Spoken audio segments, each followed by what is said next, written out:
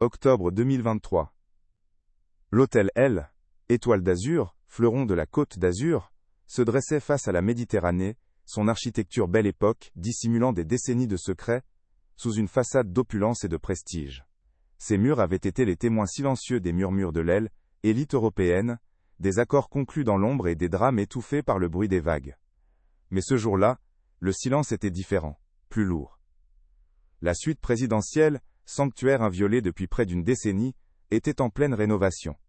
Les meubles recouverts de draps blancs ressemblaient à des fantômes, et la poussière, accumulée au fil des ans, dansait dans les rares rayons de soleil qui perçaient à travers les fenêtres. C était plus qu'une simple rénovation. C était une exhumation, la perturbation d'un lieu de mémoire gelé dans le temps, attendant patiemment que la vérité refasse surface. Au milieu du chaos contrôlé des ouvriers, Martine, une gouvernante à quelques mois de la retraite, observait la scène avec une mélancolie familière. Ses mains, usées par 40 ans de service loyal à la famille Beaumont, se tordaient nerveusement sur son tablier impeccable. Hélène était pas seulement une employée, elle était la mémoire vivante de cet endroit. Elle avait vu Julien Beaumont grandir, elle avait admiré la vivacité de sa sœur, Chloé. Chaque objet déplacé, chaque tableau décroché, semblait profaner un souvenir sacré. Pour les autres, ce N n'était qu'un travail, mais pour Martine, C était personnel. Elle se souvenait de la dernière fois que cette suite avait été occupée, de la musique, des rires, puis du silence assourdissant qui avait suivi. Ce silence qui durait depuis 9 longues années. Le moment charnière survint sans le moindre avertissement, dans un geste presque anodin. 2 ouvriers s'efforçaient de détacher la tête de lit massive et sculptée, une pièce maîtresse de l'aile, ébénisterie qui n'avait pas bougé depuis l'inauguration de la suite. Un craquement sourd retentit, suivi d'un nuage de poussière. Alors que la structure monumentale S, écartait enfin du mur, révélant un papier peint décoloré, un petit morceau de papier plié, jauni par le temps, tomba en virevoltant doucement jusqu'au sol. Personne ne le remarqua, sauf Martine. Son regard, affûté par une vie passée à traquer la moindre imperfection, se figea sur ce minuscule objet incongru. Il semblait insignifiant, un déchet oublié, mais une intuition profonde, presque électrique, lui dit que ce N n'était pas le cas. Elle se pencha avec une lenteur calculée, ses articulations protestant silencieusement, et ramassa le billet. Au contact de ses doigts, le papier semblait fragile, presque prêt à se désintégrer. Il avait été plié et replié de nombreuses fois, les marques formant une petite grille précise. La couleur N était plus blanche, mais d'un jaune parcheminé, taché par l'humidité et le temps. C était une relique, un message d'un passé lointain qui avait survécu, caché dans l'obscurité, attendant son heure. En le tenant dans sa paume, Martine sentit un frisson la parcourir. Ce N n'était pas un simple bout de papier, C était un testament, un cri silencieux qui avait traversé les années. La température de la pièce sembla chuter de plusieurs degrés, chargée d'une attente soudaine et pesante. Avec des mains légèrement tremblantes, elle déplia délicatement le message. L, écriture était fine, élégante, mais tracée avec une urgence palpable, comme si son auteur avait été interrompu ou avait peur d'être découvert. L'encre bleue avait pâli, mais les mots restaient lisibles, gravés comme un avertissement funeste. Ah, Dorin, c'est pour le ponton. Ne lui fais pas confiance. La bague est la preuve. Chaque mot était une énigme. Qui était ce mystérieux A.D. De quel ponton s'agissait-il? Et comment une bague pouvait-elle constituer une preuve? Pour un étranger, ces phrases n'avaient aucun sens. Mais pour Martine, elles résonnaient avec les échos d'une tragédie qu'elle avait tenté d'oublier, ravivant une douleur qu'elle croyait endormie pour toujours. Un flash brutal la ramena 9 ans en arrière. 31 décembre 2014.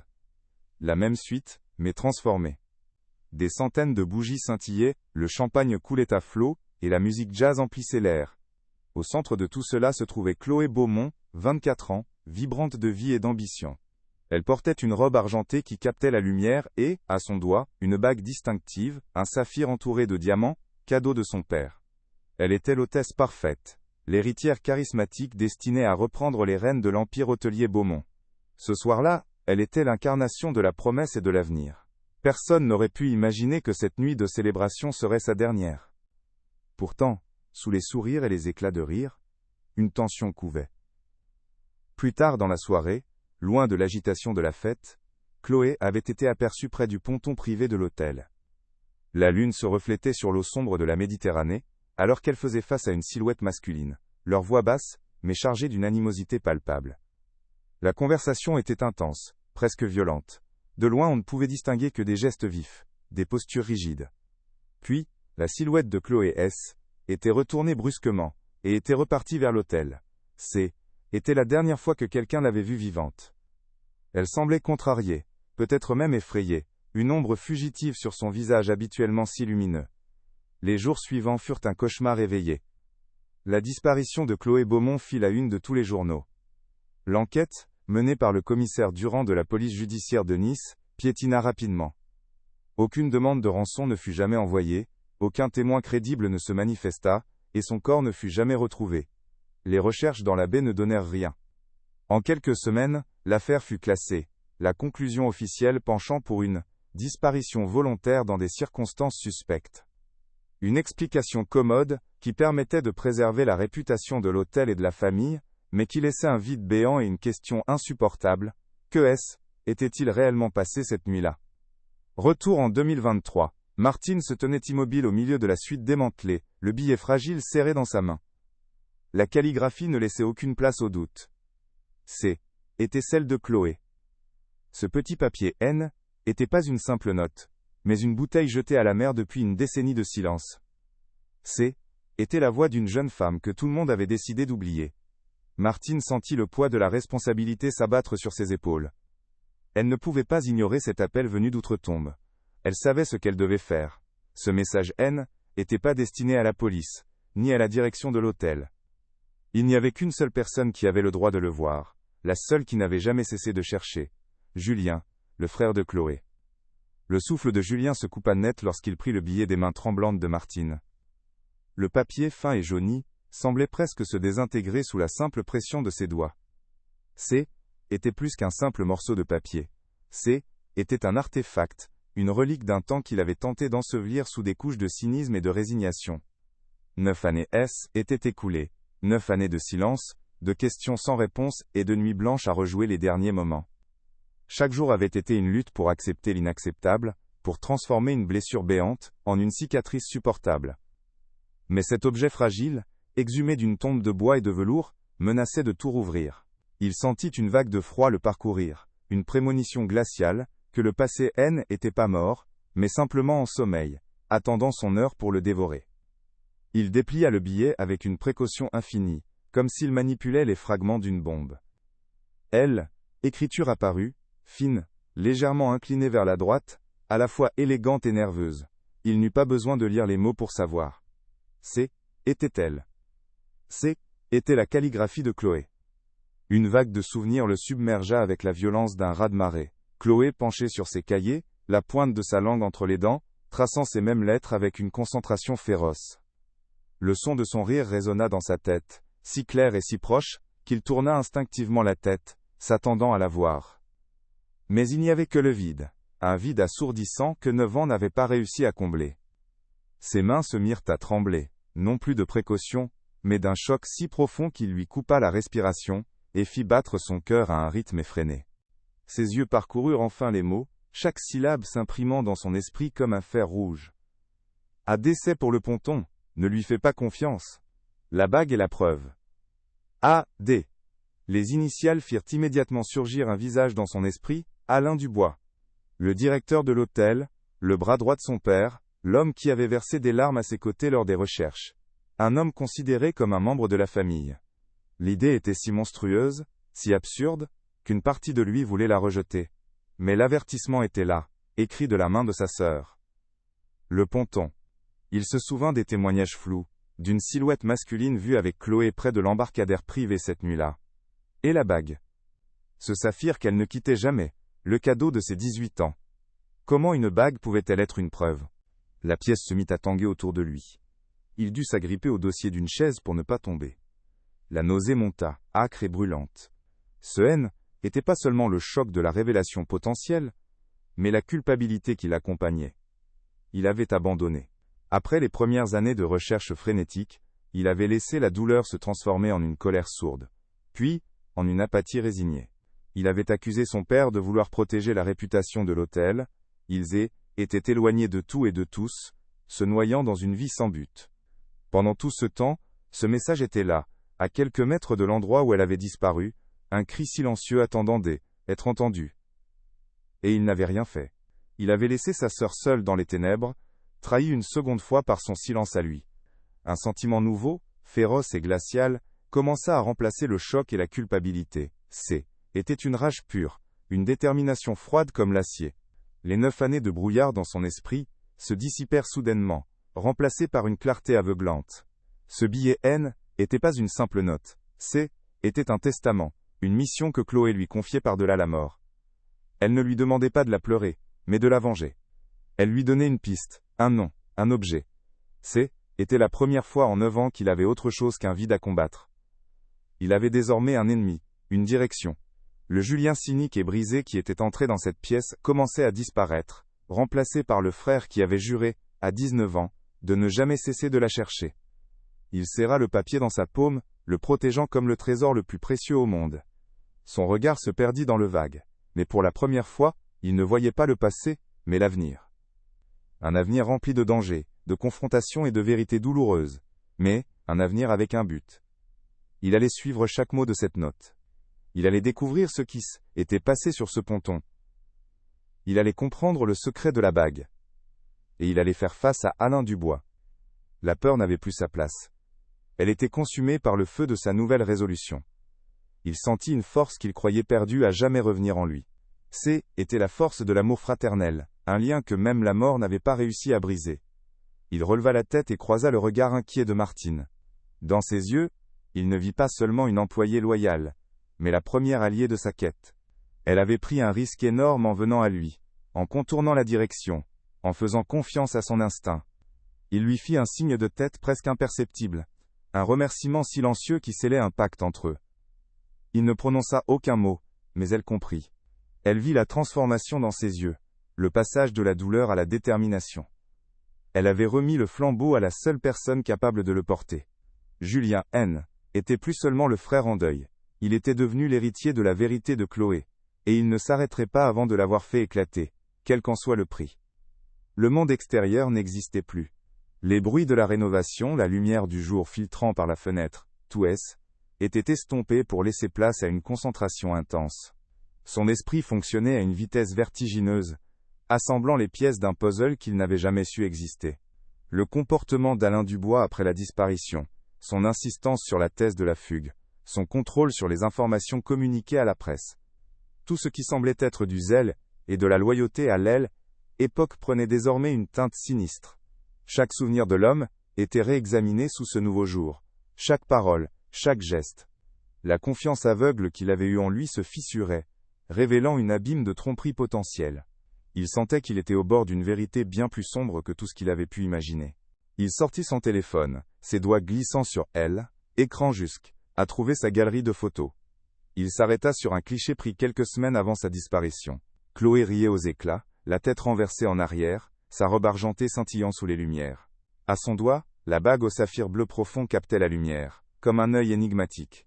Il fixa cette image, gravant chaque détail dans sa mémoire. Ce N était plus une photo empreinte de nostalgie, mais une pièce à conviction. Il fit une promesse silencieuse à la jeune femme souriante sur écran. Je te trouverai Chloé, je découvrirai ce qu'ils t'ont fait. Et je te jure qu'ils paieront.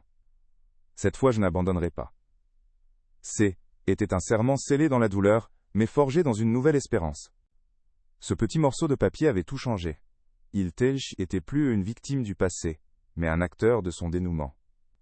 La question N était plus de savoir s'il pouvait supporter le poids de la vérité, mais de savoir jusqu'où il était prêt à aller pour l'obtenir. Il savait que ce chemin serait solitaire et dangereux. Confronté à Alain Dubois, était s'attaquer au cœur de l'empire de sa famille, était risquer de détruire le peu de stabilité qui restait. Mais le choix n'existait plus. L'apathie était un luxe qu'il ne pouvait plus se permettre. Le silence avait duré assez longtemps. L'heure était venue de donner une voix à Chloé, de faire en sorte que son dernier message ne soit pas resté vain. Pour la première fois en 9 ans, Julien Beaumont avait une raison de se lever le matin. Mais ce N était que le début de ce qui allait suivre. Si cette histoire vous touche déjà, pensez à aimer la vidéo et à la partager. Votre soutien est essentiel, pour que nous puissions continuer à raconter ces récits. Abonnez-vous et activez la cloche pour ne rien manquer de l'enquête de Julien. Dites-moi dans les commentaires depuis quelle ville ou quel pays vous nous regardez. Et je vous pose la question, que feriez-vous dans une telle situation? Pensez-vous que vous supporteriez de découvrir une telle chose, après 9 longues années de silence et d'incertitude? La découverte de ce billet est une lueur d'espoir, mais aussi le commencement d'un cauchemar bien plus profond. Pour comprendre la profondeur de la tragédie, il faut remonter le temps. Revenir à une époque où le nom Beaumont était synonyme de luxe et de perfection, et non de mystère et de deuil. L'hôtel L, Étoile d'Azur, en cette fin d'année 2014, était l'épicentre du glamour sur la Côte d'Azur. Un palais blanc face à la mer, dont chaque recoin respirait l'opulence et l'histoire. Gérard Beaumont, le patriarche, avait bâti cet empire à partir de rien, transformant un simple hôtel en une légende. Il était un homme de pouvoir, respecté et craint, dont la plus grande fierté n'était pas ses murs dorés, mais ses 2 enfants, Chloé et Julien. Pour lui, l'hôtel N était pas seulement une entreprise, était un héritage, une dynastie qu'il entendait léguer. Cette nuit-là, la fête du Nouvel An devait être le couronnement de son succès, et la consécration de sa fille. Chloé Beaumont, à 24 ans, était un soleil. Elle ne se contentait pas d'exister, elle irradiait. Dotée d'une intelligence vive et d'un charisme magnétique, elle était bien plus qu'une simple héritière. Diplômée d'une prestigieuse école de commerce suisse, elle était destinée à reprendre les rênes de l'empire familial, et elle en avait l'étoffe. Ce gala de la Saint-Sylvestre était son projet, sa première grande démonstration de force en tant que future dirigeante. Elle se déplaçait parmi les invités avec une grâce naturelle, sa robe argentée scintillant sous les lustres en cristal. Chaque sourire, chaque conversation était parfaitement maîtrisée.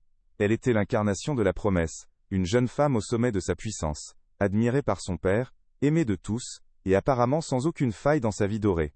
Personne ne pouvait deviner la tempête qui se préparait derrière ce visage si lumineux. À l'ombre de ce soleil se tenait Julien, son frère cadet. À 19 ans, il était l'antithèse de sa sœur. Introverti, rêveur, avec une âme d'artiste, il se sentait souvent comme un étranger dans ce monde de faux-semblants et de transactions financières. Il admirait Chloé, avec une dévotion quasi religieuse, la considérant à la fois comme sa protectrice et son idole. Ce soir-là, il la regardait de loin, un carnet de croquis à la main, préférant capturer l'effervescence de la fête sur le papier plutôt que de s'y mêler. Leur lien était profond, forgé dans l'enfance, un pacte silencieux contre la pression écrasante de leur nom de famille. Chloé était son ancre, sa boussole. Il ne pouvait pas imaginer un monde sans elle, car était elle qui donnait un sens au sien, qui le protégeait de la solitude inhérente à leur statut. Au cœur de cette dynamique familiale se trouvait une figure clé, Alain Dubois. Directeur général de L, Étoile d'Azur, depuis plus de 30 ans, il était le bras droit indéfectible de Gérard Beaumont. Plus qu'un employé, il était considéré comme un membre de la famille, un oncle de substitution pour Chloé et Julien. Il avait vu les enfants grandir, connaissait chaque secret de l'hôtel et de ses propriétaires. D'un calme olympien, et d'une loyauté à toute épreuve, il était le pilier sur lequel reposait toute l'opération. Sa dévotion envers les Beaumont semblait absolue. Il supervisait la soirée avec une efficacité discrète, son regard paternel se posant souvent sur Chloé, avec une fierté évidente. Pour tous, il était l'incarnation de la confiance et de la stabilité, un gardien vigilant du temple Beaumont, une perception qui rendrait l'impensable encore plus dévastateur. L'atmosphère de la soirée était électrique, une symphonie de luxe et d'insouciance. Le son des bouchons de champagne qui sautaient se mêlait aux notes veloutées d'un quartet de jazz, tandis que les conversations mondaines fusaient en plusieurs langues. Des politiciens, des stars de cinéma et des magnats de l'industrie se pressaient dans la grande salle de bal, leurs bijoux étincelants de mille feux. L'air était chargé du parfum des lys blancs et de la brise marine qui s'infiltrait par les portes-fenêtres ouvertes sur la terrasse. Était un tableau parfait, une bulle d'opulence suspendue hors du temps, où les problèmes du monde extérieur n'avaient pas leur place. La façade était impeccable, chaque détail méticuleusement orchestré pour projeter une image de succès sans effort. Était le monde des Beaumont, un spectacle grandiose où les coulisses devaient, à tout prix, rester invisibles. Pourtant, sous cette surface scintillante, de fines fissures commençaient à apparaître, pour qui savait observer. Depuis quelques mois, sur l'insistance de son père, Chloé avait commencé à plonger le nez dans les comptes de l'hôtel. Était une formation, une passation de pouvoir progressive. Mais son esprit analytique avait décelé des anomalies, de petites incohérences qu'elle ne parvenait pas à expliquer. Ce soir-là, au milieu des festivités, Julien avait remarqué une brève conversation entre sa sœur et Alain Dubois, près du bar. Le ton était bas, presque inaudible, mais le langage corporel était tendu. Le sourire de Chloé était effacé, remplacé par un pli d'inquiétude sur son front. Alain, lui, avait posé une main apaisante sur son bras, un geste qui, rétrospectivement, semblerait bien plus menaçant que réconfortant. Le moment fut fugace, balayé par l'arrivée d'un nouvel invité, mais la tension avait été palpable. La relation entre Gérard Beaumont et ses enfants était complexe, façonnée par le poids de l'héritage. Avec Chloé, le lien était fusionnel, basé sur une ambition partagée. Il voyait en elle son reflet, la continuatrice de son œuvre. Leurs conversations tournaient souvent autour des affaires, des stratégies, de l'avenir de la marque Beaumont. Pour Julien, l'affection était présente, mais teintée d'une pointe de déception. Gérard ne comprenait pas le désintérêt de son fils pour le monde de l'hôtellerie, voyant sa passion pour l'art comme une distraction futile. Cette différence de traitement avait créé une dynamique où Chloé protégeait Julien des attentes de leur père, agissant comme un tampon. Cette fracture déjà présente allait se transformer en un gouffre infranchissable après la disparition, chacun s'enfermant dans sa propre version du chagrin et du reproche. Et puis, il y avait la bague. Ce N n'était pas un simple bijou mais un sceptre. Un saphir d'un bleu profond presque noir, entouré d'un halo de diamants, monté sur du platine. Un cadeau de Gérard pour les 18 ans de Chloé. Elle ne le quittait jamais. Cette nuit-là, la bague semblait particulièrement vivante, captant la lumière des lustres à chaque geste de sa main. Elle la faisait tourner distraitement à son doigt, lorsqu'elle était pensive, un tic nerveux que Julien connaissait bien. L'objet était un symbole puissant, celui de sa place dans la famille, de son avenir en tant qu'héritière, de l'amour inconditionnel mais exigeant de son père. C était la clé de voûte de son identité. Personne, et surtout pas Chloé, n'aurait pu imaginer que ce symbole de son futur deviendrait, 9 ans plus tard, la clé permettant de déverrouiller les secrets les plus sombres de son passé. La soirée du 31 décembre 2014 n'était pas seulement une célébration, était une démonstration de pouvoir, une passation de flambeau symbolique. Chloé, sous la supervision bienveillante mais exigeante de son père, avait orchestré chaque détail, de la liste des invités triés sur le volet, à la sélection des millésimes de champagne. Elle voulait que cet événement soit mémorable, non seulement pour le prestige de l'hôtel, mais aussi pour prouver qu'elle était prête. Pourtant, derrière son sourire éclatant et son assurance, une inquiétude grandissante la rongeait. Depuis plusieurs semaines, en examinant les bilans financiers en préparation de son entrée en fonction officielle, elle avait repéré des flux de trésorerie inhabituels, des paiements à des fournisseurs inconnus, et des factures pour des services qui semblaient n'avoir jamais été rendus. Des anomalies qu'Alain Dubois avait balayées d'un revers de main, les qualifiant de complexité administrative, qu'elle apprendrait à gérer avec le temps. Alain Dubois, de son côté, jouait son rôle à la perfection. Il était l'ombre protectrice, le mentor dévoué qui guidait les premiers pas de la jeune héritière. En public, il la couvrait, éloges, vantant son intelligence et son sens inné des affaires auprès de son père, et des clients importants. Mais en privé, lors de leurs réunions, son attitude était différente. Il était condescendant, presque paternaliste, traitant ces questions pertinentes comme des caprices d'enfants gâtés.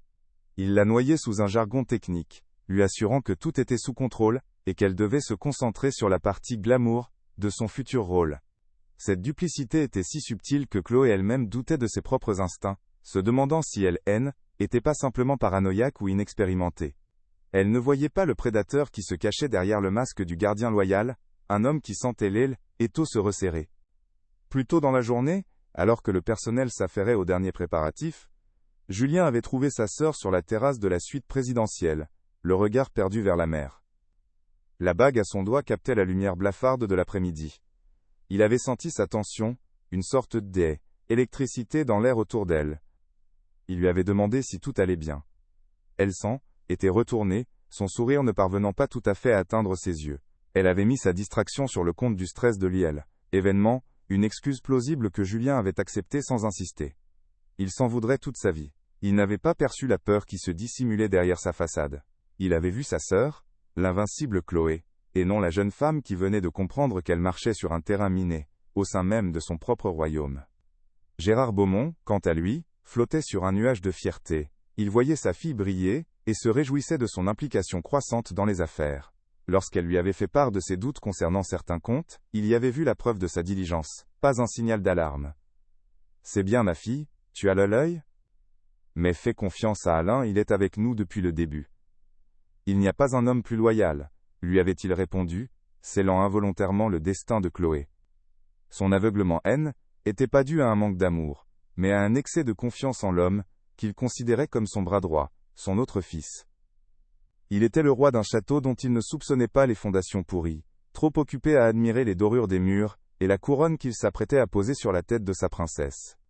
Le ponton privé de l'hôtel était plus qu'une simple structure de bois s'avançant sur la Méditerranée. C était un sanctuaire. Pour Chloé, C était le lieu de ses réflexions solitaires, l'endroit où elle venait regarder le soleil se lever, après une nuit de travail, rêvant à l'avenir. C était aussi un lieu de pouvoir discret, où des accords confidentiels se concluaient loin des oreilles indiscrètes, au son du clapotis des vagues. L'endroit était empreint d'une dualité, la sérénité de la nature face à la brutalité silencieuse des affaires. Cette nuit-là, la lune se reflétait sur l'eau noire, transformant la scène en un décor de théâtre presque irréel. Personne n'imaginait que ce havre de paix, ce symbole de l'exclusivité des Beaumont, allait devenir une scène de crime, le tombeau silencieux du secret de Chloé, son dernier refuge avant l'obscurité. Au plus fort de la soirée, vers 1h du matin, Chloé semblait avoir mis de côté ses préoccupations. Elle dansait avec son père, riait avec de vieux amis de la famille, et prononça un discours brillant, plein d'esprit et d'ambition, qui souleva une vague d'applaudissements. Elle était l'hôtesse parfaite, le centre de gravité de cet univers de luxe. Mais un observateur attentif aurait pu remarquer ses regards furtifs vers Alain Dubois, qui se tenait près du bar, discutant avec des investisseurs. Ce N n'était pas un regard de connivence, mais un regard de défi. Elle avait pris sa décision. Le temps du doute était révolu. Elle n'attendrait pas la fin des festivités. Elle voulait des réponses, et elle les voulait maintenant. Son assurance N était plus celle de l'héritière, mais celle de la justicière qui s'apprêtait à confronter le traître. Ce qui avait tout déclenché, ceci, était un document qu'elle avait trouvé en fin d'après-midi, presque par accident, dans un vieux classeur du bureau d'Alain. Un relevé de compte d'une société offshore basée à Panama, montrant des transferts de plusieurs millions d'euros provenant d'un compte lié à un des fournisseurs fantômes de l'hôtel. Le nom de la société ne lui disait rien, mais la signature autorisant les transferts était celle d'Alain Dubois. C était la pièce manquante du puzzle, la preuve irréfutable que ce N était pas de la mauvaise gestion, mais un système de détournement organisé. Elle avait glissé le document dans la poche intérieure de sa veste de soirée. Elle allait confronter Alain, non pas avec des soupçons, mais avec une preuve tangible. Elle croyait encore, naïvement, qu'il y avait une explication, qu'elle pouvait gérer la situation en interne pour protéger sa famille. Ainsi, le décor était planté pour la tragédie. Un empire hôtelier au sommet de sa gloire, une famille en apparence unie et parfaite, et une fête somptueuse masquant des secrets mortels. L'hôtel L, étoile d'azur, cette nuit-là, était une illusion magnifique. Chaque invité, chaque verre de champagne, chaque note de musique, contribuait à renforcer cette façade de perfection. Mais dans les coulisses, les rouages d'un drame inévitable étaient mis en marche. La collision entre la quête de vérité d'une jeune femme et le désespoir d'un homme acculé était imminente. Le compte à rebours avant que le silence ne s'abatte sur la dynastie Beaumont avait commencé, et personne, absolument personne, n'entendait le tic-tac de la bombe qui s'apprêtait à exploser et à tout anéantir sur son passage. La première impulsion de Julien, une fois le choc initial dissipé, fut d'une clarté foudroyante. Ce N était plus le temps du deuil passif, mais celui de l'action. Le billet de Chloé était une carte, une feuille de route tracée depuis l'au-delà, et le premier arrêt était le commissaire Durand. Il composa le numéro avec une main qui ne tremblait plus de chagrin, mais d'une rage froide et déterminée. Au bout du fil, la voix de Durand était celle d'un homme fatigué, un policier à l'aube de la retraite, hanté par les fantômes de ses affaires non résolues. L'affaire Beaumont était la plus grande cicatrice de sa carrière. Julien n'a pas pris de détour. Il a parlé du billet, des initiales, du ponton. Chaque mot était une balle tirée dans le silence de 9 années, visant à réveiller une justice endormie. Il ne demandait pas. Il exigeait.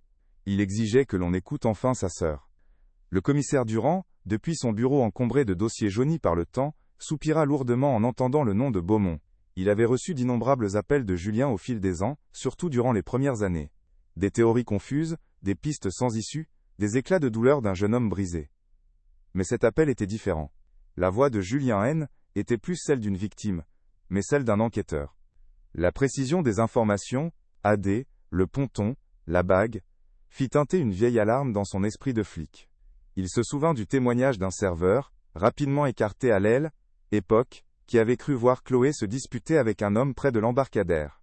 Le billet donnait corps à ce fantôme de souvenir. Il accepta une rencontre, non par pitié, mais par un reste de cet instinct qui l'avait fait devenir policier, une intuition tenace que cette affaire avait été enterrée bien trop vite, sous un poids bien trop lourd. Ils se retrouvèrent dans un café discret du Vieux-Nice, loin des fastes de L, Étoile d'Azur. L'air sentait le café fort et la mer. Julien posa le billet sur la table entre eux, le protégeant sous une pochette en plastique. L'objet, si fragile, avait une présence monumentale. Durand l'observa à travers ses lunettes, reconnaissant immédiatement la calligraphie élégante des échantillons qu'il avait vus dans le dossier de 2014. Julien expliqua sa certitude. AD ne pouvait être qu'Alain Dubois, l'homme de confiance, l'oncle de substitution. Il raconta les tensions qu'il avait minimisées à Couty, époque, les conversations à voix basse, les regards fuyants. Les souvenirs, autrefois flous et sans importance, devenaient des pièces à conviction dans son esprit. Il n'y avait plus de doute dans sa voix, seulement une conviction glaciale qui impressionna le vieux commissaire. Il ne s'agissait plus de spéculation, mais d'une accusation.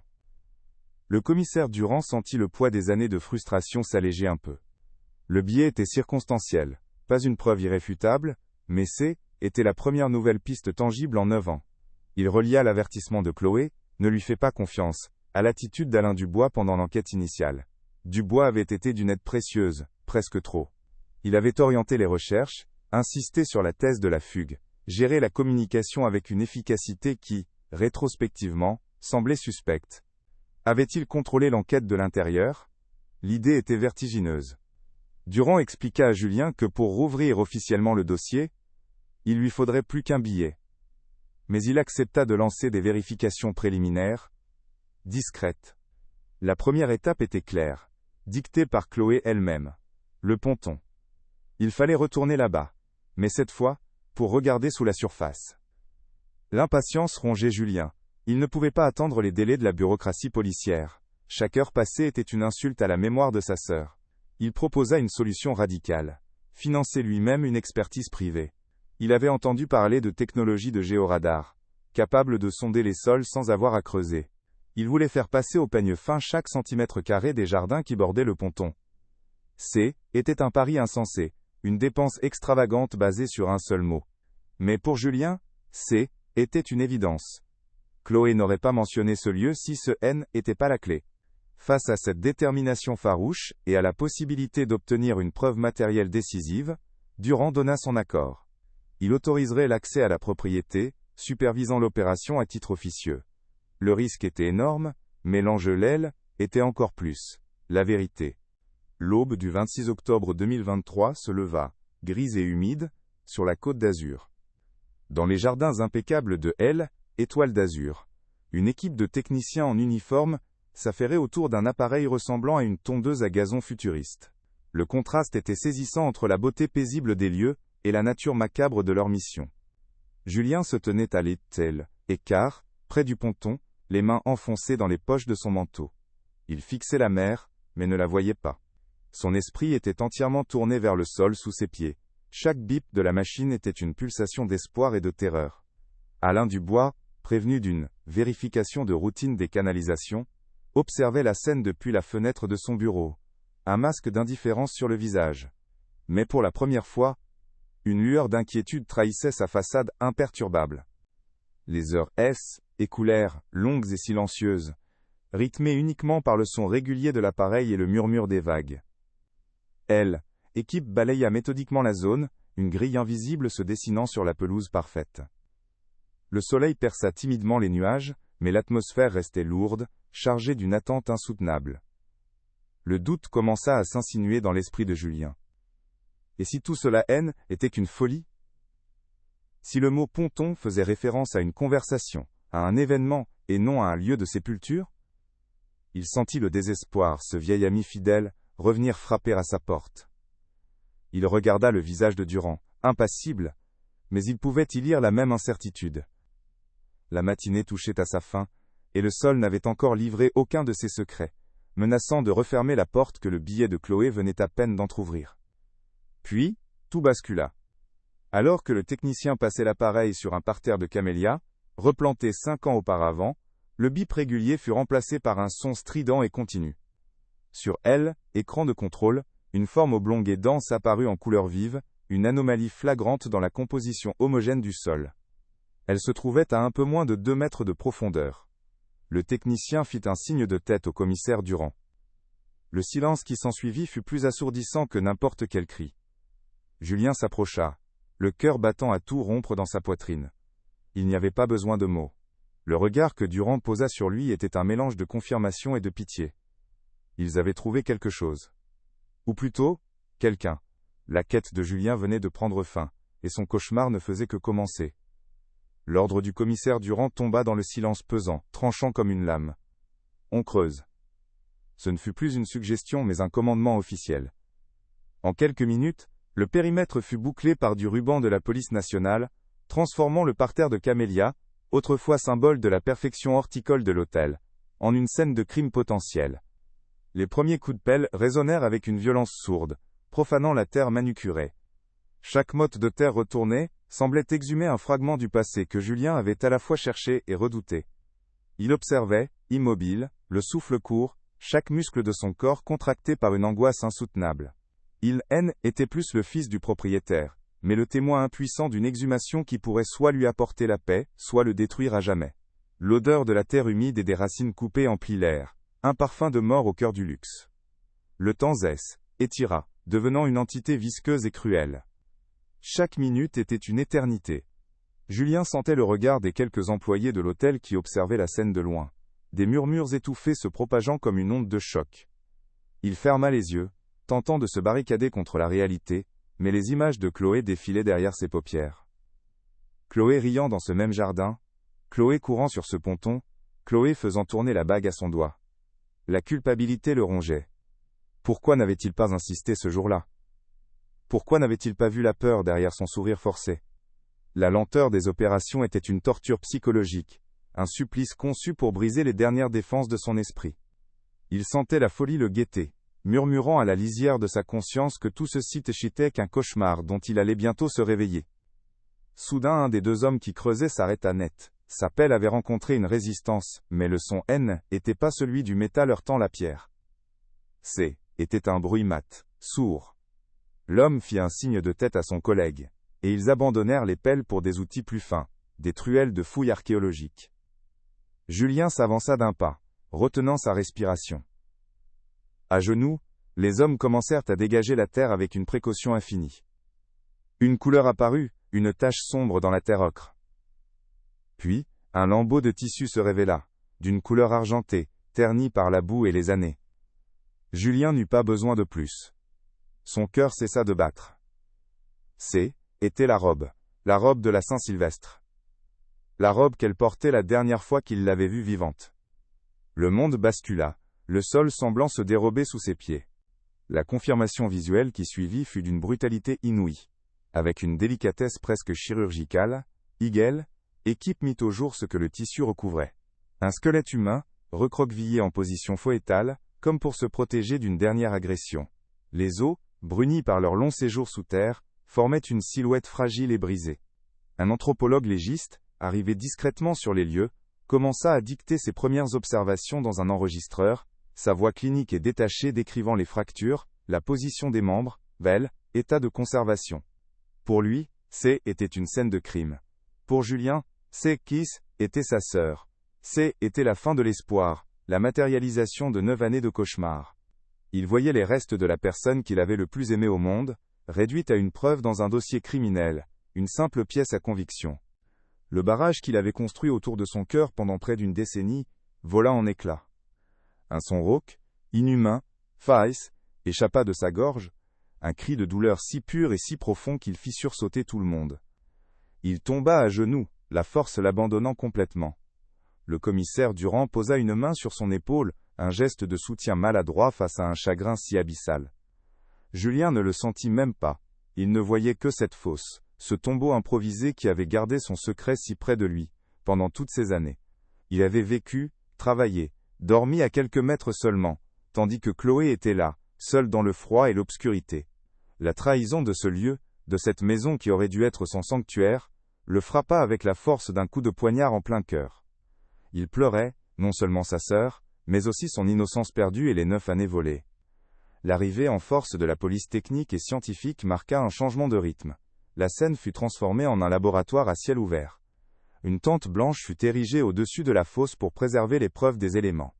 Des projecteurs furent installés, projetant une lumière crue et froide sur la scène macabre, malgré le jour déclinant. Chaque centimètre carré de terre extraite était tamisé, chaque objet méticuleusement photographié, catalogué et mis sous scellé. L'enquête avait basculé. Le dossier de disparition volontaire était désormais officiellement une enquête pour homicide volontaire. Durant expliqua la procédure à Julien, dont le regard était vide. L'hôtel allait être passé au peigne fin, les employés réinterrogés. Le nom des Beaumont, autrefois synonyme de prestige, serait désormais irrémédiablement associé à celui de meurtre. La façade S était effondrée, révélant la pourriture qu'elle dissimulait.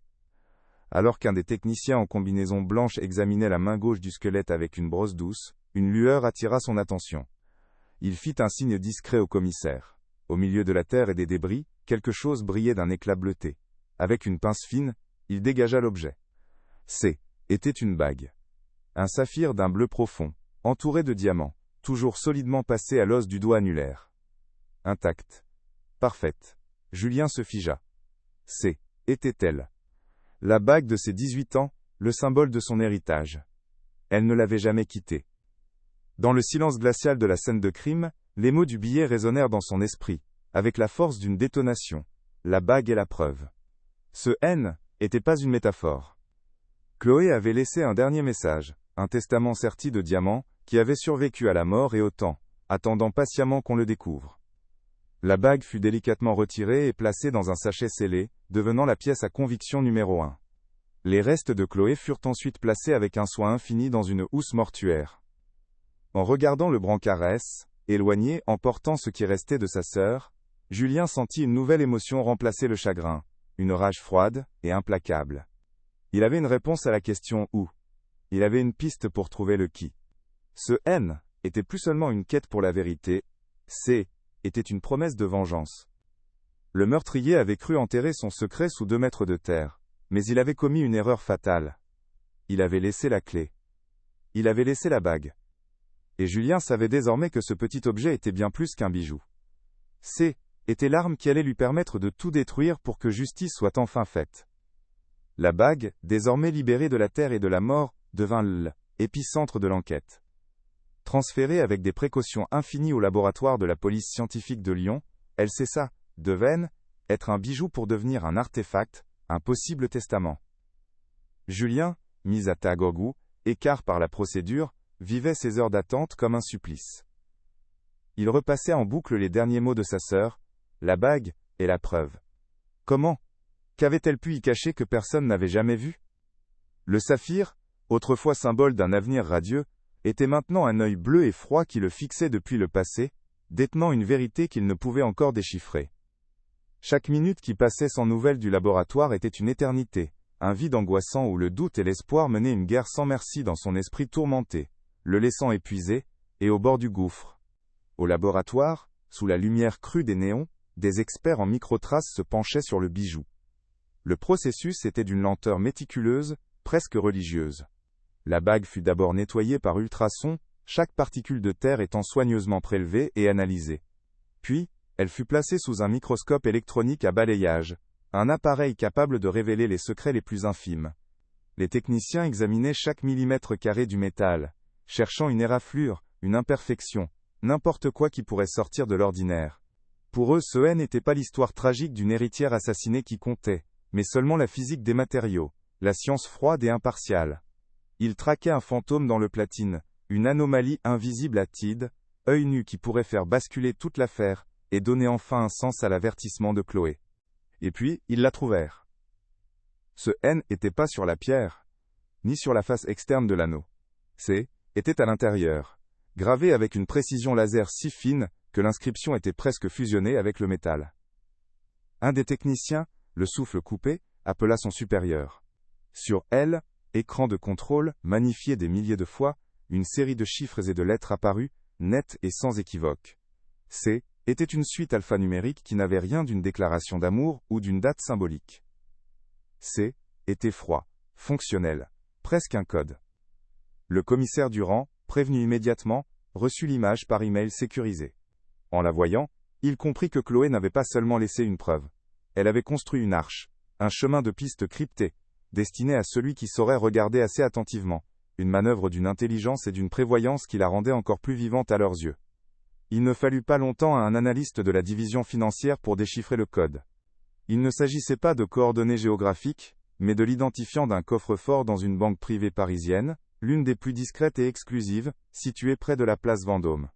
Le nom du titulaire du compte associé était un pseudonyme, mais la procédure d'accès, spécifiée dans les archives de la banque, exigeait deux choses: la présence physique de la bague, dont le numéro de série unique était enregistré, et une phrase de code que seul Julien pouvait connaître, un souvenir d'enfance que Chloé et lui partageaient. La révélation fut un choc. Chloé avait anticipé sa propre mort. Elle avait mis en place un plan de secours, une assurance vie posthume, transformant un cadeau de son père en la clé d'une chambre forte contenant ses secrets les plus dangereux. Le voyage en TGV vers Paris fut une expérience surréaliste pour Julien. Assis à côté de Durand, il regardait le paysage français défiler à toute vitesse, mais son esprit était ailleurs.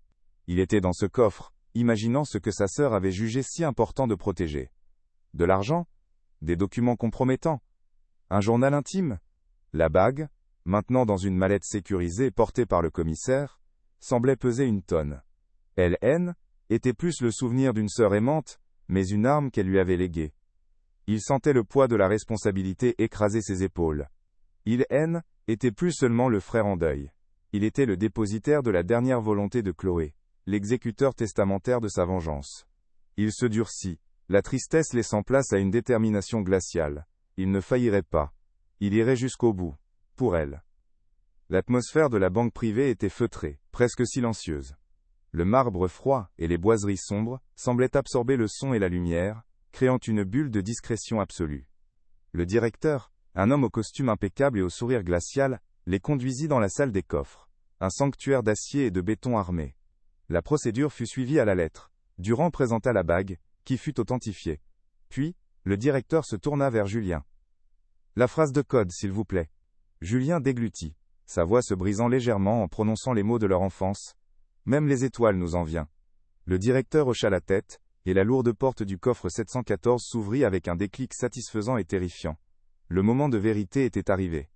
Derrière cette porte se trouvait la réponse à 9 années de questions, le cœur du secret de Chloé.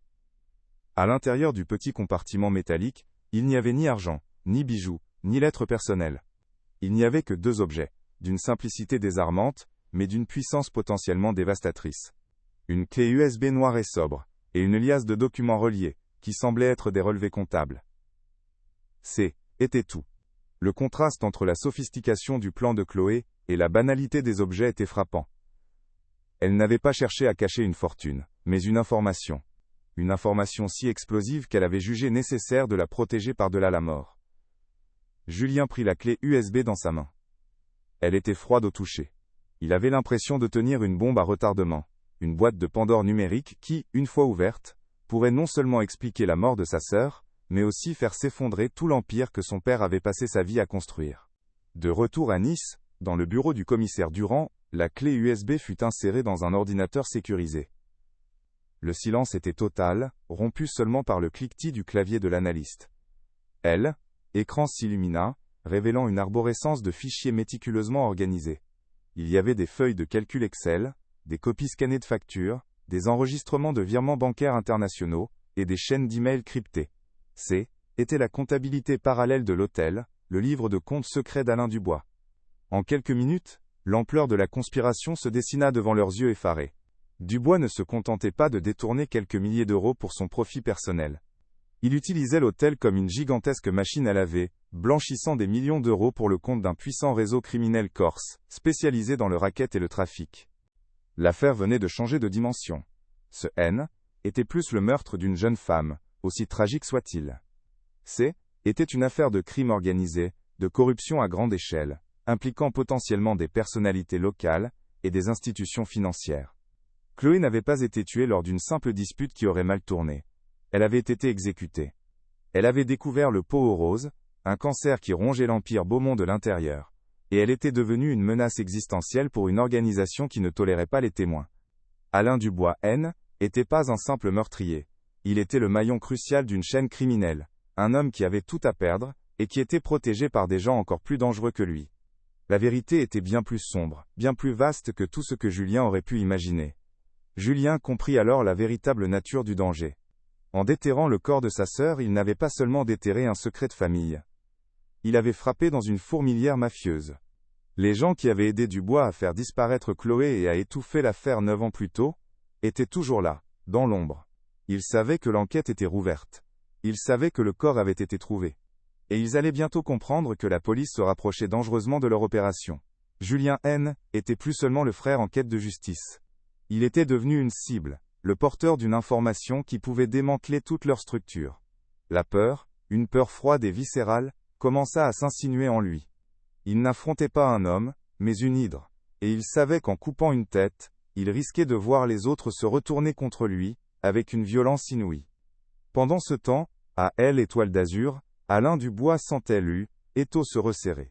Il maintenait sa façade de directeur dévoué et affligé, mais des fissures commençaient à apparaître dans son armure. Il passait des appels téléphoniques discrets depuis des cabines publiques, son regard balayant nerveusement les alentours. Il avait été convoqué par Durand pour un interrogatoire de routine et avait répondu aux questions avec un calme parfait, mais ses mains, sous la table, étaient moites et tremblantes. Il savait que la découverte du corps N était que le début. Il savait pour la bague. Il ne savait pas ce qu'elle contenait, mais il se doutait que Chloé, dans sa brillante intelligence, avait laissé quelque chose derrière elle. La question N était plus de savoir si la vérité allait éclater, mais quand. Et il devait décider de sa prochaine action, fuir, se battre, ou tenter de faire taire la dernière personne qui se dressait sur son chemin, Julien Beaumont. Les données contenues dans la clé USB étaient un séisme.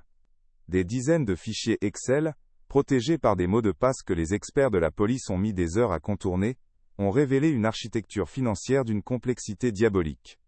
Le commissaire Durand, les yeux rivés sur elle, écran, voyait se dessiner non pas un simple détournement de fonds, mais une opération de blanchiment à elle, échelle industrielle.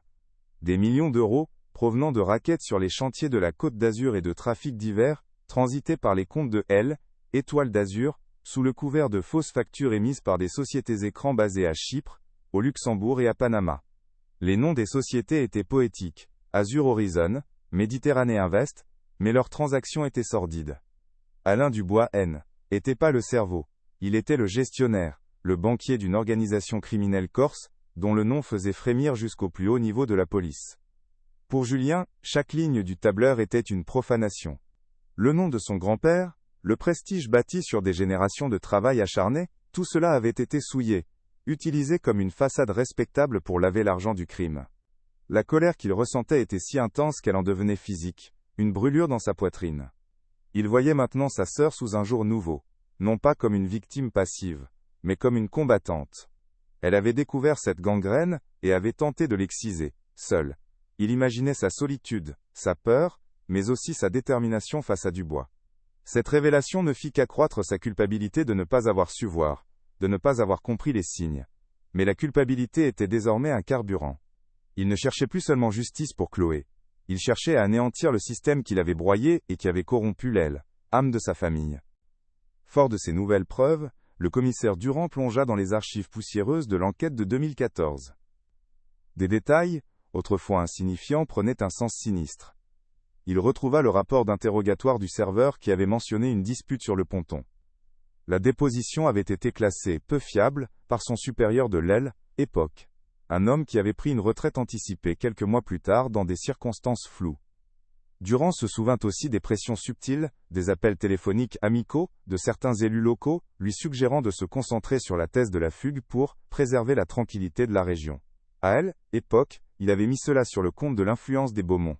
Aujourd'hui, il comprenait qu'il ne s'agissait pas de protéger une famille, mais de protéger une opération criminelle, qui arrosait tout un écosystème de corruption. L'onde de choc de la réouverture de l'enquête se propagea rapidement dans les bas-fonds de Nice. L'organisation corse, habituée à opérer dans l'ombre et le silence, n'appréciait pas cette nouvelle lumière braquée sur ses affaires. La première menace ne fut pas directe, mais insidieuse. Un soir, Martine, la gouvernante à la retraite qui avait trouvé le billet, appela Julien en panique. Son petit appartement avait été visité. La porte n'avait pas été forcée, mais tout à l'intérieur avait été retourné, chaque tiroir vidé, chaque livre secoué. Rien n'avait été volé, pas même les quelques bijoux ou l'argent liquide qu'elle gardait. Ce N était pas un cambriolage, C était un message, une démonstration de force. Il savait qui avait parlé. Et il pouvait atteindre n'importe qui, n'importe quand. La peur venait de changer de camp, se déplaçant de l'accusé vers les témoins. Face à cette escalade, Durand imposa une protection policière discrète à Julien. 2 officiers en civil le suivaient désormais à distance, une présence fantomatique qui le mettait mal à l'aise. Il se sentait prisonnier, observé, alors que tout ce qu'il désirait était d'agir. L'hôtel, sa maison d'enfance, était devenu un territoire hostile, chaque couloir, chaque visage familier, étant désormais suspect. Il ne pouvait plus faire confiance à personne. Cette protection, censée le rassurer, ne faisait qu'amplifier son sentiment d'isolement.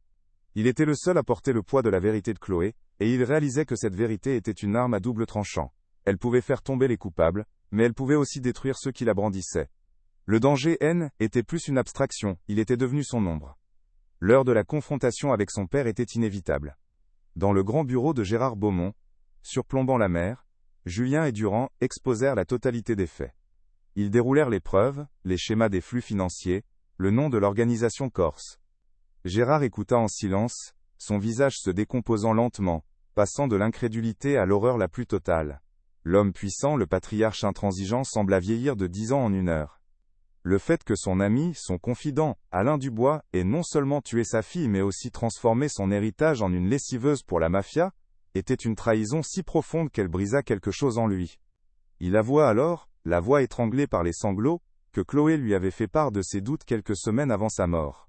Il l'avait ignoré, mettant ses inquiétudes sur le compte de son inexpérience. Cette culpabilité le hantrait jusqu'à la fin de ses jours. La police retrouva la trace du serveur qui avait témoigné en 2014. L'homme, qui avait depuis quitté la région, vivait dans la peur. Mis en confiance et assuré d'une protection totale, il accepta de parler à nouveau. Son témoignage fut une déflagration. Oui, il avait bien vu Chloé et Alain Dubois se disputer violemment sur le ponton. Mais il ajouta un détail qu'il avait eu par peur des représailles. Il y avait une 3e personne. Un homme, en retrait dans l'ombre des pins parasols, qui observait la scène. Il ne l'avait vu que de profil, mais son visage était resté gravé dans sa mémoire. C était une figure connue du milieu niçois, un homme de main du clan corse, un exécuteur des basses œuvres. Alain Dubois N était pas seul cette nuit-là.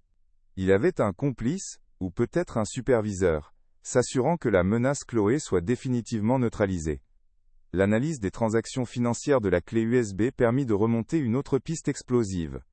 L'un des principaux bénéficiaires des commissions versées par les sociétés écrans de Dubois était un adjoint au maire de Nice, en charge de l'urbanisme.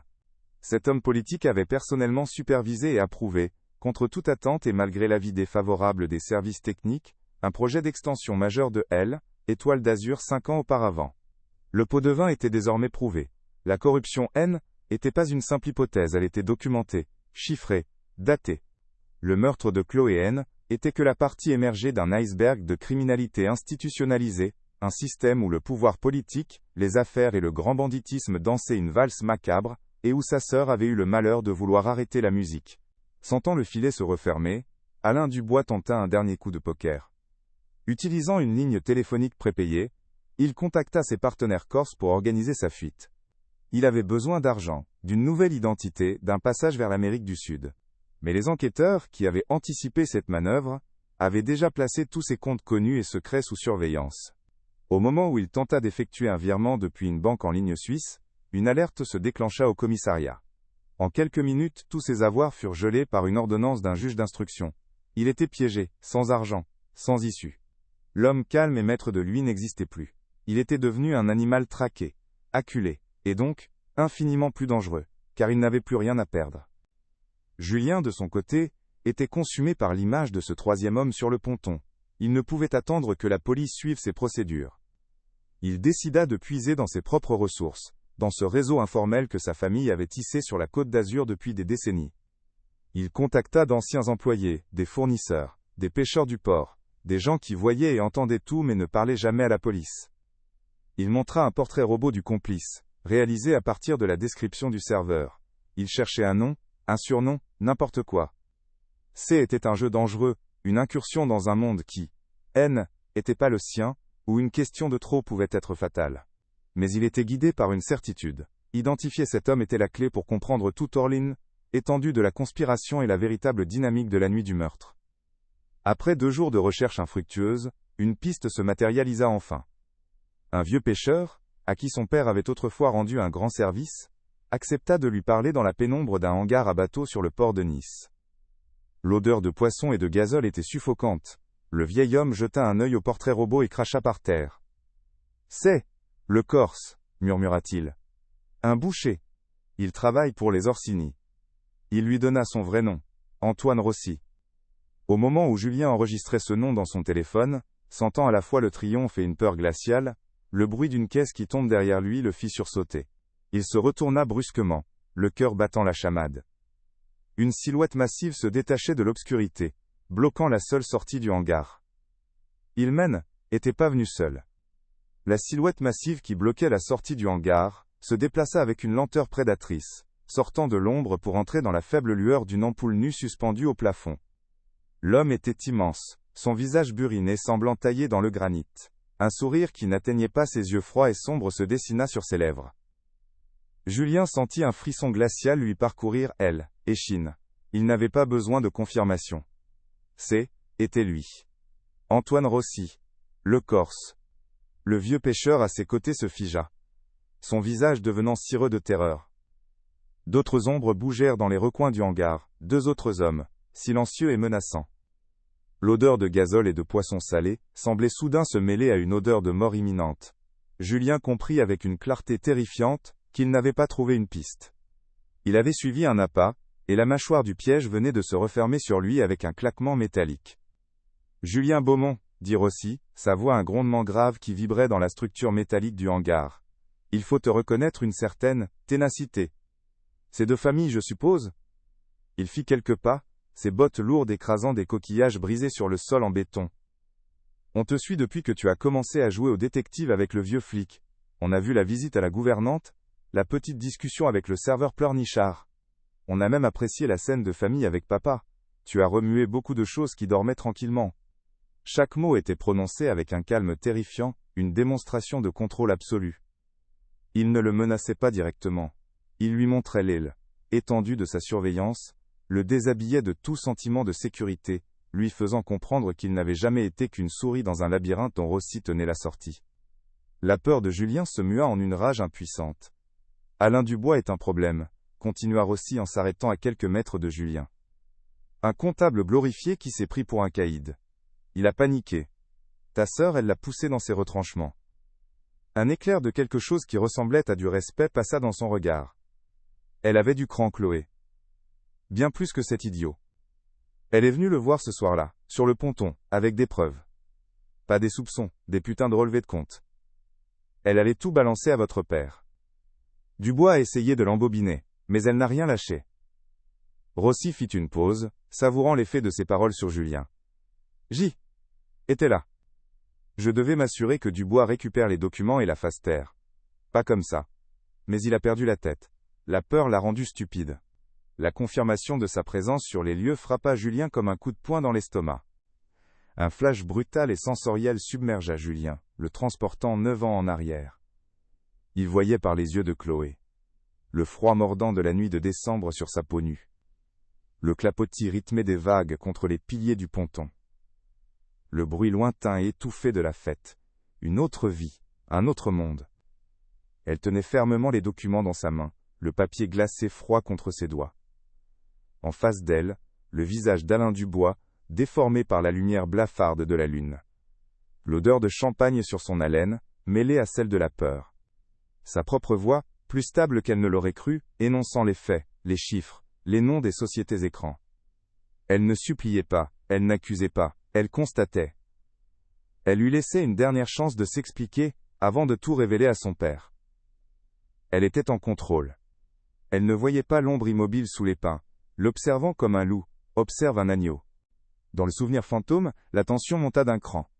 Dubois tenta d'abord de nier, puis de la manipuler, invoquant sa loyauté, l'amour qu'il lui portait, à elle et à Julien. « Tu es comme ma fille, Chloé, tu ne comprends pas les complexités de ce monde. » Mais ces mots sonnaient creux face à la froideur des preuves qu'elle tenait. Voyant que son charme n'opérait pas, la panique prit le dessus. Son visage se durcit. Le masque du mentor bienveillant tomba pour révéler le visage hideux d'un homme aux abois. Il fit un pas vers elle, tentant de lui arracher les documents. « Donne-moi ça, petite sotte. Tu vas tout détruire. » Elle recula, serrant les papiers contre sa poitrine. C'est à ce moment-là qu'il attrapa son bras, sa poigne n'ayant plus rien de paternel. Elle était d'une violence brute, désespérée. La peur, pour la première fois, la saisit à la gorge. De retour dans la puanteur du hangar, la voix de Rossi le ramena à la réalité. Il a essayé de lui prendre les papiers. Elle s'est débattue. Elle l'a griffé au visage, la petite tigresse. C'est là qu'il a complètement déraillé. Rossi décrivit la scène avec la précision clinique d'un rapport d'autopsie. Le plan était de la maîtriser et de récupérer la clé USB qu'elle avait aussi. Mais quand elle a crié, il a paniqué. Il a mis ses mains autour de son cou pour la faire taire. Juste une seconde, pensait-il. Mais il a serré. Trop fort. Trop longtemps. Il n'a jamais voulu la tuer. Pas vraiment. Il n'avait pas les couilles pour ça. Il l'a étouffée par pure lâcheté, pour faire cesser le bruit.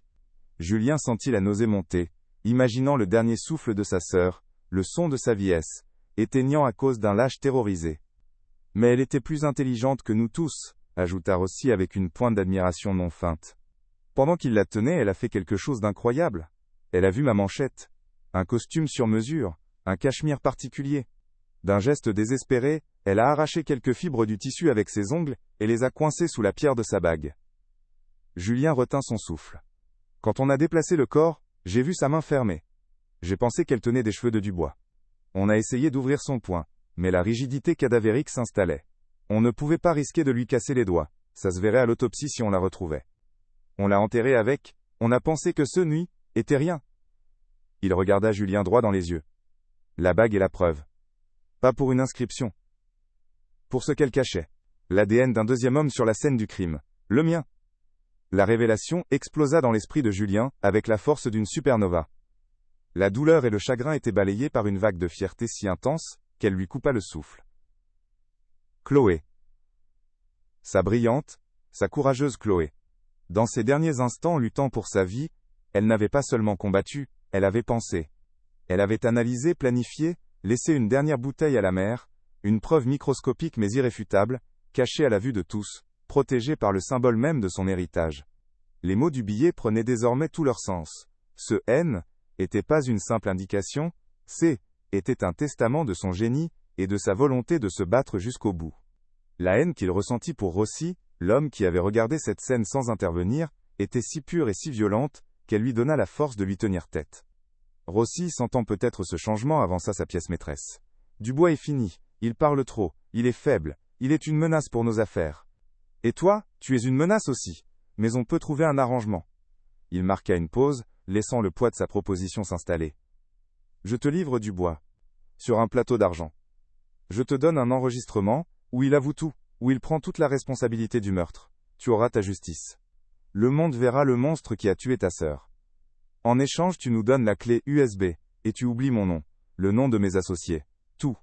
Tu laisses la police s'occuper du meurtrier, et tu retournes à ta vie. L'hôtel continue de tourner, nos affaires aussi. Tout le monde est content. C était une offre diabolique. La vengeance en échange du silence, la tête du meurtrier contre l'impunité du système. Le dilemme était une torture. Julien était pris au piège, physiquement et moralement. Il pensait aux policiers qui le surveillaient. Avait-il été neutralisé? Était-il seulement au courant de ce rendez-vous? La proposition de Rossi était une porte de sortie. Une fin rapide à ce cauchemar. Il aurait un coupable, un visage à haïr, une condamnation. Sa famille pourrait enfin faire son deuil. Son père, déjà brisé, serait épargné par la révélation complète de la pourriture qui rongeait son empire. Martine serait en sécurité. C était la solution de la raison, la voie de la survie. Accepter, C était choisir la paix, une justice imparfaite mais tangible, contre une guerre incertaine et mortelle, contre une organisation criminelle surpuissante. Son instinct de survie hurlait d'accepter. Mais la voix de Chloé murmurait autre chose dans son esprit. Il releva la tête. Son regard croisant celui, impassible, de Rossi. Il revit sa sœur, non pas comme une victime, mais comme la guerrière qu'elle avait été, se dressant seule contre un système corrompu. Elle était pas morte pour faire tomber un seul homme. Elle était morte en essayant de nettoyer la maison, de restaurer l'honneur de leur nom. Accepter le marché de Rossi serait cracher sur son sacrifice, réduire sa mort à un simple fait divers, une querelle qui aurait mal tourné. Ce serait la trahir une dernière fois, de la manière la plus lâche qui soit. La peur était toujours là, mais la clarté de sa décision la submergea. D'une voix qui tremblait à peine, il prononça les mots qui scelleraient son destin. Non. Elle ne serait pas morte pour ça. Je veux tout. Je veux du bois, et je te veux toi. Je veux tout le système. Un silence de mort tomba dans le hangar. Le sourire de Rossi s'effaça, remplacé par une expression de froide déception. C'est dommage, dit-il simplement. Mauvaise réponse. Il fit un signe de tête presque imperceptible à ses hommes, qui commencèrent à s'avancer, leurs mains se glissant sous leurs vestes. Le temps sembla se ralentir, chaque secondesse, étirant à l'infini. Julien se prépara à l'impact, son corps se tendant pour un combat qu'il savait perdu d'avance. C'est à cet instant précis que les portes métalliques du hangar volèrent en éclats, dans un fracas assourdissant. Des faisceaux de lumière aveuglante inondèrent l'espace, transformant les ombres en silhouettes découpées. Des voix puissantes, amplifiées par des mégaphones hurlèrent « Police, jetez vos armes, au sol !» Était Durand. Le vieux pêcheur avait réussi à donner l'alerte. Le piège venait de se retourner. La scène se figea dans un chaos contrôlé. Antoine Rossi, dans un mouvement d'une rapidité surprenante pour un homme de sa corpulence, attrapa le vieux pêcheur et plaqua le canon d'une arme contre sa tempe. « N'approchez pas !» hurla-t-il, sa voix résonnant contre les murs de tôle. Les points rouges des viseurs laser des policiers du GIPN dansaient sur sa poitrine et son front. Julien était au centre de la tempête, pris entre les forces de l'ordre et les criminels, l'otage involontaire d'une situation qu'il avait lui-même provoquée. L'odeur de la poudre N était pas encore dans l'air, mais sa promesse flottait, âcre et électrique. La confrontation N était pas terminée. Le point culminant de sa quête N était pas une révélation, mais un baril de poudre sur le point d'exploser, menaçant d'emporter les coupables, les innocents et la vérité, dans une même déflagration sanglante. La tension dans le hangar se brisa en un instant. Avant que Rossi ne puisse exercer la moindre pression sur la gâchette, un des opérateurs du GIPN, profitant d'une fraction de seconde d'inattention du preneur d'otages, tira. Le coup, assourdi par un silencieux, fut un sifflement sec. Rossi s'effondra, une tache rouge étendant sur sa cuisse, son arme, tombant sur le sol en béton avec un bruit dérisoire. Le vieux pêcheur fut immédiatement tiré en arrière par des mains expertes, tandis que le reste de l'escouade neutralisait les deux autres complices, avec une efficacité brutale et silencieuse. En moins de 10 secondes, le chaos se mua en une scène de capture maîtrisée. Julien, le souffle court, regarda le visage de Rossi tordu par la douleur et la surprise. Il n'y avait plus de menace, plus de marché diabolique, seulement la fin sordide d'un règne de terreur. La justice, froide et impersonnelle, venait de reprendre ses droits dans un fracas de portes défoncées et de commandements hurlés. Au même moment, à plusieurs kilomètres de là, une autre scène, bien plus silencieuse mais tout aussi décisive, se jouait dans les couloirs feutrés de L Étoile d'Azur. Le commissaire Durand, qui avait coordonné l'opération à distance, avait dépêché une seconde équipe pour l'interpellation d'Alain Dubois. Ils le trouvèrent dans son bureau, le même où il avait tant de fois joué le rôle du confident affligé auprès de Gérard Beaumont. Il était en train de verser des documents dans une déchiqueteuse, son visage pâle et couvert de sueur. Il n'opposa aucune résistance. La vue des uniformes sembla le vider de sa dernière once de combativité. Menotté, il traversa le lobby majestueux de l'hôtel, sous le regard médusé du personnel. La chute fut aussi rapide que son ascension avait été méticuleuse. L'homme qui avait régné sur ce palais pendant 30 ans le quittait comme un criminel ordinaire, son empire de mensonges s'effondrant derrière lui dans un silence assourdissant. La confirmation scientifique ne tarda pas à sceller le destin des accusés. Au laboratoire, les experts isolèrent avec une précision d'orfèvre les microfibres de cachemire coincées sous le saphir de la bague de Chloé. L'analyse ADN fut formelle. Elle correspondait sans le moindre doute au profil génétique d'Antoine Rossi, prélevé après son arrestation. Était la preuve ultime, le testament silencieux et génial d'une jeune femme qui, dans son dernier souffle, avait trouvé le moyen de désigner non seulement son meurtrier direct, mais aussi le système qui l'avait condamné. Cette découverte fut un choc même pour les enquêteurs les plus aguerris. Chloé Beaumont N était pas seulement une victime, elle était la première enquêtrice de sa propre affaire, laissant derrière elle une signature ADN qui avait attendu 9 ans dans l'obscurité, pour crier la vérité et confondre ses bourreaux avec une intelligence posthume foudroyante. Face à un mur de preuves infranchissables, la clé USB, les témoignages, la présence de son ADN sur la scène du crime via Rossi, et, surtout, la certitude que ses complices ne le protégeraient plus, Alain Dubois s'effondra lors de son interrogatoire. Sa confession fut un long monologue décousu, un mélange pathétique de remords fins et d'auto-justification. Il décrivit la panique qu'il avait saisie sur le ponton, accusant Chloé de l'avoir poussé à bout par son intransigeance. Il admit l'avoir étranglé, puis avoir appelé Rossi pour l'aider à faire disparaître le corps. Antoine Rossi, de son côté, resta fidèle à sa réputation. Muré dans un silence de marbre, il ne prononça pas un mot, mais les preuves matérielles parlaient pour lui, le liant inexorablement au meurtre et à la conspiration. Les deux hommes, le lâche et le boucher, étaient désormais liés pour toujours, par le crime qu'ils avaient commis ensemble cette nuit-là. Les révélations contenues dans la clé USB de Chloé provoquèrent un véritable tsunami politique et judiciaire sur la Côte d'Azur. L'enquête, désormais élargie bien au-delà du simple meurtre, mit au jour un réseau de corruption d'une ampleur insoupçonnée. L'adjoint au maire de Nice fut le premier à tomber, suivi par plusieurs fonctionnaires et hommes d'affaires locaux. Le clan Orsini, décapité par l'arrestation de Rossi et de plusieurs de ses lieutenants, perdit son emprise sur la région. La presse s'empara de l'affaire, la baptisant « le scandale de L, Étoile d'Azur ». L'hôtel, autrefois symbole de luxe et d'exclusivité, devint L, épicentre d'une histoire sordide de meurtre et de mafia. La vérité, que Chloé avait payée de sa vie, éclatait enfin au grand jour, purgeant la ville d'un mal qui la rongeait depuis des années, mais laissant derrière elle des réputations et des vies brisées. Le procès fut téléscandalé, événement médiatique de l'année. Pendant des semaines, la France entière suivit les débats, découvrant les détails macabres du meurtre, et les rouages complexes du système de blanchiment. Julien assista à chaque audience, stoïque, son regard ne quittant jamais les accusés. Son témoignage sobre et poignant fut un moment clé, où il raconta non seulement les faits, mais aussi qui était sa sœur. Une jeune femme brillante, courageuse et intègre, tuée pour avoir refusé de fermer les yeux. Gérard Beaumont, vieillard fragile et brisé, témoigna également, sa voix étranglée par la culpabilité, lorsqu'il admit avoir ignoré les avertissements de sa fille. La salle d'audience était suspendue à chaque mot, transformant un procès criminel en la chronique d'une tragédie familiale, et d'une dynastie déchue par la trahison. Le verdict tomba comme un coup près, sans surprise mais avec une immense solennité. Alain Dubois et Antoine Rossi furent tous deux reconnus coupables d'homicide volontaire, avec préméditation et d'association de malfaiteurs. Ils furent condamnés à la réclusion criminelle à perpétuité, assortie d'une période de sûreté de 22 ans. La justice avait été rendue. Dans la salle, un murmure de soulagement parcourut les bancs. Julien ne montra aucune émotion, fermant simplement les yeux un court instant. La quête qui avait consumé sa vie pendant près d'une décennie était terminée.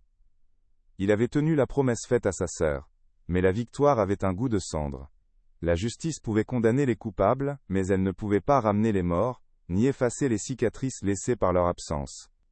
Les conséquences pour l'Empire Beaumont furent dévastatrices. L'image de L, Étoile d'Azur, était irrémédiablement ternie, l'hôtel étant désormais associé dans l'esprit du public au crime et à la corruption. Gérard Beaumont, rongé par le chagrin et la honte, n'eut plus la force de se battre.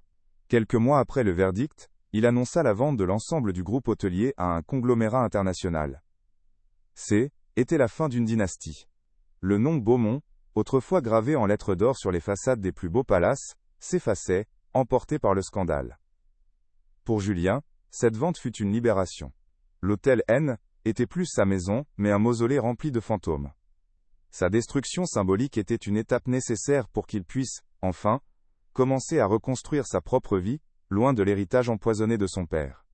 Une fois le tumulte du procès retombé, un silence étrange s'installa dans la vie de Julien. La rage et l'obsession qui l'avaient animé pendant si longtemps cédit, étaient évanouies, laissant place à un vide immense. Il avait obtenu la vérité, il avait obtenu la justice, mais la douleur de la perte de Chloé restait intacte, pure et tranchante. Il comprit alors que sa quête n'avait pas été seulement pour elle, mais aussi pour lui-même, une façon de rester connecté à elle, de refuser d'accepter son absence. Maintenant que le combat était terminé, il devait faire face à la réalité la plus difficile, apprendre à vivre dans un monde où sa sœur n'existait plus que dans ses souvenirs. Le chemin du deuil, le vrai, commençait seulement maintenant, 9 ans après sa mort. Dans cette nouvelle solitude, il se rapprocha de son père. La tragédie avait détruit leur relation, mais la vérité l'avait paradoxalement ressoudée. Un soir, dans le grand salon vidé de ses meubles avant la vente, ils parlèrent pendant des heures. Il n'y eut pas de pardon facile, mais une reconnaissance mutuelle de leurs failles et de leurs douleurs partagées. Gérard admit sa propre lâcheté, son aveuglement volontaire, pour protéger son empire. Julien, de son côté, comprit que la colère qu'il avait nourrie envers son père, N, était qu'une manifestation de sa propre impuissance. Ils pleurèrent ensemble, pour Chloé, pour leur famille brisée. Le mur de silence et de reproche qui les séparait, était enfin effondré, laissant place à une affection fragile mais sincère, celle de deux survivants d'un naufrage. Julien n'oublia pas Martine, la gouvernante dont le courage et l'intuition avaient été l'ol, étincelle qui avait tout déclenché. Il lui rendit visite dans sa modeste maison de retraite, lui apportant non seulement des fleurs, mais aussi une part substantielle de l'héritage qu'il avait touché, assurant sa sécurité financière pour le reste de ses jours. Elle protesta, disant n'avoir fait que son devoir, mais Julien insista. « Vous avez écouté Chloé quand personne d'autre ne le faisait, lui dit-il. Vous lui avez rendu sa voix. » Dans les yeux de la vieille femme, il vit la même loyauté indéfectible qu'elle avait toujours eue pour sa sœur. Était un rappel que même au cœur de la trahison la plus sombre, des actes de bonté et d'intégrité pouvaient encore exister, et changer le cours de l'histoire. En fin de compte, l'affaire avait répondu à toutes les questions factuelles. Alain Dubois avait tué Chloé par lâcheté et par peur être démasqué, aidé par un complice du crime organisé qui s'assurait que les intérêts de son réseau soient protégés. Mais la véritable réponse au pourquoi était plus profonde. Chloé N n'était pas morte à cause d'une simple dispute. Elle était morte parce qu'elle incarnait une intégrité que le monde corrompu qui l'entourait ne pouvait tolérer. Elle avait refusé de se plier, de se taire, de faire des compromis. Son meurtre N était pas seulement un acte criminel. Était l'affrontement inévitable entre la lumière et l'ombre, qui se cachait sous la façade dorée de leur vie. Elle avait perdu la bataille, mais sa mort avait finalement permis de gagner la guerre contre le système qui l'avait tuée. Quelques semaines plus tard, par un matin d'automne clair, Julien se tenait devant une pierre tombale de marbre blanc, sobrement gravée. Chloé Beaumont, 1990 à 2014. Même les étoiles nous en viennent. Le cimetière était silencieux, surplombant la Méditerranée scintillante. Après une longue procédure, il avait récupéré la bague. Elle était plus une pièce à conviction, mais de nouveau un souvenir. Avec une infinie douceur, il la posa sur la pierre froide, le saphir captant un rayon de soleil. « Tu peux te reposer maintenant, Chloé, » murmura-t-il, non pas avec la rage du vengeur, mais avec la paix du frère qui a enfin ramené sa sœur à la maison. Il resta là un long moment, sentant pour la première fois non pas le poids du passé, mais la promesse timide d'un avenir. Le cercle était clos. La justice était rendue. Le silence pouvait enfin être remplacé par la paix. En cesse, éloignant de la tombe, Julien sentit pour la première fois le soleil sur son visage, non plus comme une agression, mais comme une caresse timide. La quête qui avait dévoré sa jeunesse et consumé son âme était terminée. Il avait obtenu la vérité. Il avait obtenu la justice. Mais il comprenait désormais avec une clarté douloureuse, que la justice n'était pas la paix. Elle ne ramenait pas les morts, elle ne comblait pas le vide creusé par leur absence. Elle était simplement une fin, une ponctuation nécessaire à la fin d'une phrase trop longue, et trop cruelle. Le chagrin était toujours là, niché au creux de sa poitrine, mais il était plus une flamme dévorante. Était devenu une braise silencieuse, une chaleur familière qui lui rappellerait pour toujours qui il était, et d'où il venait, le gardien de la mémoire d'une sœur, dont le courage avait fait trembler les fondations d'un monde corrompu. L'hôtel Étoile d'Azur n'existait plus. Les nouveaux propriétaires, soucieux d'effacer le stigmate du scandale, avaient rebaptisé l'établissement, changeant les enseignes dorées, repeignant la façade d'un blanc immaculé, comme pour laver les péchés incrustés dans ses murs. En passant devant une dernière fois, Julien ne ressentit aucune nostalgie, aucune tristesse. Ce lieu, qui avait été le théâtre de son enfance et le tombeau de sa sœur, était plus qu'une coquille vide, un décor de théâtre, dont les acteurs principaux avaient tous quitté la scène. La chute de la dynastie Beaumont n'était pas une tragédie pour lui, mais une libération. L'empire que son père avait bâti était une illusion, un château de cartes, dont les fondations pourries avaient été exposées au grand jour. Sa destruction était le prix à payer, pour que la vérité puisse enfin respirer, loin de l'opulence et des mensonges. La bague, posée sur le marbre froid de la stèle, scintillait sous la lumière matinale. Cet objet avait traversé un cycle extraordinaire. Symbole d'un héritage et d'un amour paternel, il était devenu un indice, une clé cryptée, puis une pièce à conviction irréfutable. Maintenant il retrouvait sa fonction première, mais magnifiée par le sacrifice. Ce était plus seulement le cadeau d'un père à sa fille, mais le testament d'une héroïne. En la laissant là, Julien ne se séparait pas de sa sœur, au contraire. Il lui rendait l'arme de sa victoire posthume, le sceptre de sa justice. La bague n'appartenait plus au monde des vivants et de leur quête effrénée.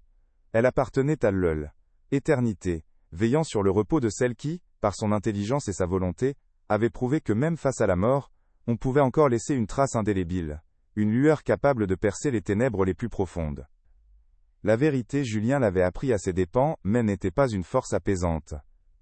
Était un acide, un dissolvant qui rongeait les faux-semblants pour ne laisser que la réalité brute et douloureuse. La vérité n'avait pas guéri sa famille. Elle l'avait achevée, en exposant la lâcheté de son père, et la trahison de l'homme qu'il considérait comme un membre de leur clan.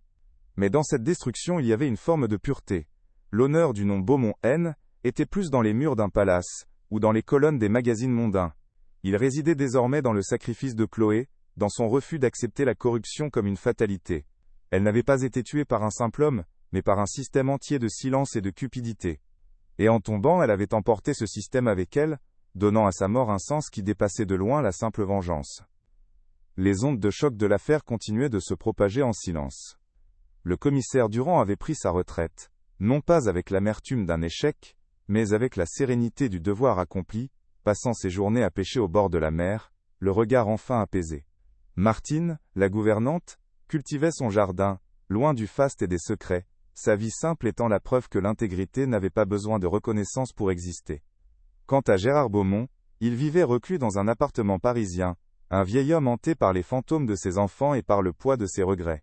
Il avait tout perdu, son empire, sa réputation, et surtout, la chance de dire à sa fille qu'il la croyait. La justice avait condamné les coupables, mais le verdict de la vie avait touché bien plus de monde, laissant chacun face à sa propre conscience, et aux conséquences de ses choix. Quelques mois plus tard, Julien quitta Nice. Il vendit l'appartement familial, ne gardant qu'une valise, quelques photos, et le carnet de croquis de ses 19 ans. Il monta dans un train sans destination précise, cherchant non pas à fuir son passé, mais à construire son propre avenir. Un avenir qui ne serait pas défini par un nom de famille, ou par une tragédie. Il le devait à Chloé. Elle était battue pour un monde plus juste. Il se battrait pour vivre une vie pleine et authentique, loin des ombres du pouvoir et de l'argent. Ce voyage n'était pas une errance, mais un pèlerinage vers lui-même. Pour la première fois de sa vie, il était libre. Libre du poids de l'héritage, libre du fardeau de la vengeance. Il était simplement Julien, un homme en quête non plus de vérité, mais de sens. Dans son esprit, l'image de Chloé était transformée. Elle était plus la victime fragile et brisée qu'il avait pleurée pendant 9 ans.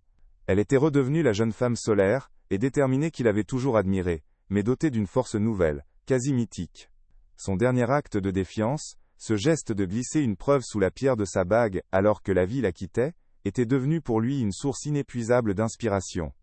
Face à la noirceur absolue, elle n'avait pas cédé au désespoir. Elle avait pensé, elle avait agi, elle avait planté une graine de vérité pour l'avenir. C'est cette Chloé-là qui l'emportait avec lui. Non pas le fantôme de sa perte, mais la flamme de sa résilience. Elle ne marcherait plus à ses côtés, mais elle serait à jamais sa boussole, l'Eus, étoile qui guiderait ses pas dans la nuit. L'histoire de elle, étoile d'azur, est un rappel brutal que les plus belles façades peuvent cacher les secrets les plus sombres.